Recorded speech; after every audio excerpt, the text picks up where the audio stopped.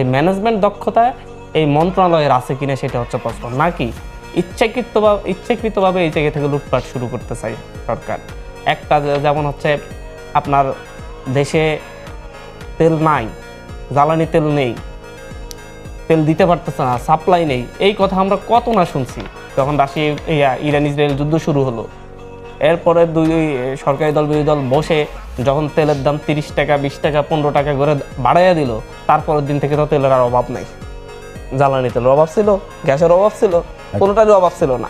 আমাকে একটু বলতে দিবেন।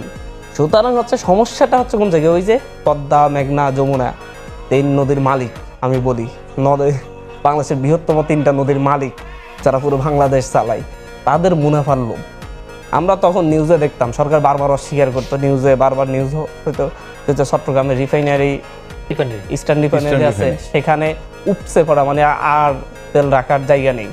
এখন জাহাজ থেকে খালাস করতে পারতেছে না, এগুলা সরকার আনতেছে না, কিন্তু দেশে সংকট তৈরি হয়েছে। তারপরে যখন হচ্ছে দাম বাড়াইছে সব ঠিকঠাক, সরকার এই কোম্পানিগুলা থেকে মন্ত্রীরা টাকা নেই, টাকা নিয়ে দাম বাড়ায়, সিস্টেম করে, মানে সবকিছু একটা সিস্টেমের অংশ। বাংলাদেশটা একটা সিস্টেমে চলে।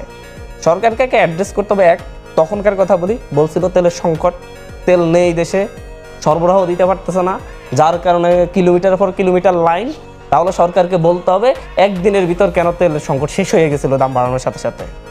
মন্ত্রীর পকেটে কত টাকা গেছে, সচিবের পকেটে কত টাকা গেছে, প্রতিমন্ত্রীর পকেটে কত টাকা গেছে, পদ্মা, মেঘনা, যমুনার পকেটে কত টাকা গেছে এই দেশের জনগণের টাকা। না হয়তো একদিনে তো আর রাশিয়া থেকে, ইরান থেকে, যুক্তরাষ্ট্র থেকে, চীন থেকে তো তেল চলে আসে নাই। ঠিক এখনো এই যে গ্যাসের সরবরাহ, বিদ্যুতের সরবরাহ বেসরকারি খাতার হাতে তুলে দেওয়ার জন্য সরকার যে নীল নকশা করতেছে, এটাও একটা কারণ। আমাদের জনগণের চোখে ধুলা দেওয়ার একটা ইচ্ছা। সরকার হঠাৎ করে বিদ্যুৎকে বেসরকারিকরণের এত উদ্যোগ। কোন দেশে বিদ্যুৎ বেসরকারিকরণ করে সফল হয়েছে? আমেরিকা সফল হয়নি। ক্যালিফোর্নিয়া অঙ্গরাজ্যে আমেরিকা যখন হচ্ছে বিদ্যুৎকে বেসরকারিকরণ করছে, তারপর লোডশেডিং এমন হচ্ছে ভর্তুকি এত বাড়ছে, তারপর সেখান থেকে ফিরে আসতে হয়েছে। যুক্তরাজ্য সফল হয়নি। যুক্তরাজ্য ডিরেক্ট রেল খাতকে একবার পুরো বেসরকারিকরণ করে দিয়েছিল 1992 সালে। 30 বছর পরে তারা ভর্তুকি দিয়েছে তার 3 গুণ, তখন ভর্তুকি যা দেওয়া লাগতো। এরপরে হচ্ছে ওরা লাভ করছে, যে বেসরকারি কোম্পানিগুলো লাভ করছে 5 গুণ। সরকার তো গ্যাস, এই যে এলপিজি গ্যাস সিলিন্ডার, এটা তো পুরোটা বেসরকারিকরণ করে দিয়েছে। সরকার দাম নির্ধারণ করছে 1598 টাকা, বাজার 2100 টাকার নিচে তো গ্যাস সিলিন্ডারই পাওয়া যায় না। তো এই কোম্পানিগুলোকে কি সরকার নিয়ন্ত্রণ করতে পারে? মূলত